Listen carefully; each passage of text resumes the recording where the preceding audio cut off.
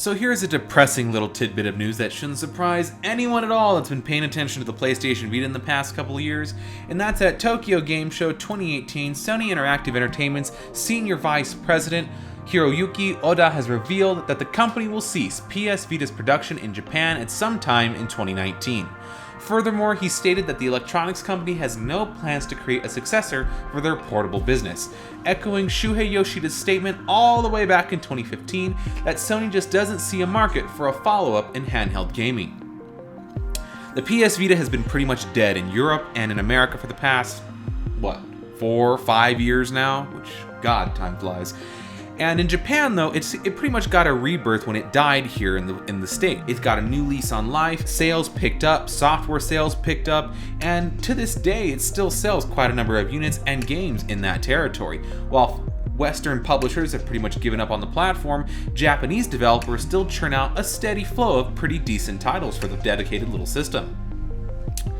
However, even at this point, the writing is just on the wall. Vita is not worth supporting as a platform.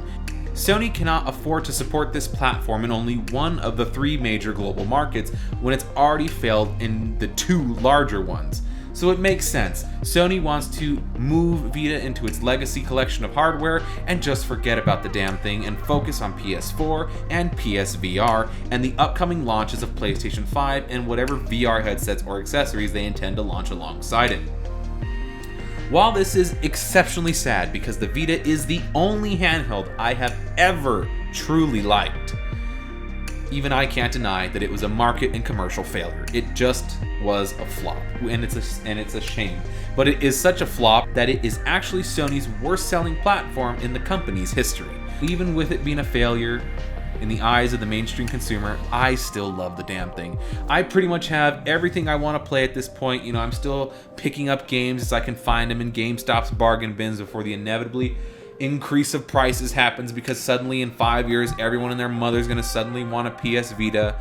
So I'm trying to finish up my collection, all the games I could possibly ever want, and all the variations of the system before, you know, that inflation of prices happens. But in the meantime, I'm still going to continue playing my games. But I just thought this was a sad little tidbit, and all I can say is rip in peace, Vita. You know, you had a pretty good 2 years there at the beginning, even though you died pretty much almost immediately after. You know, some people said that this was a stillbirth of a launch for Sony, but I disagree. I think it had maybe 1 to 2, maybe 3 years of good life on a global market before it died in Europe and America and pretty much just lived on in Japan, Asia.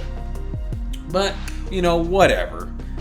Long live Vita, viva la Vita, and you know, if you're a PlayStation Vita owner, let me know down there in the comments your favorite memories or games you played with this handheld, because even though it's dead, I still have plenty of games I want to play on it, games I need to platinum, games I need to finish, games I need to start, because even though it failed from a commercial standpoint and most of the mainstream public never gave it a chance, it still has a pretty nice selection of titles available on it. Sure, it may not be as good of a selection of titles as, say, PSP, but there's still some nice titles on it, and if you jailbreak the damn thing, a whole new world opens up.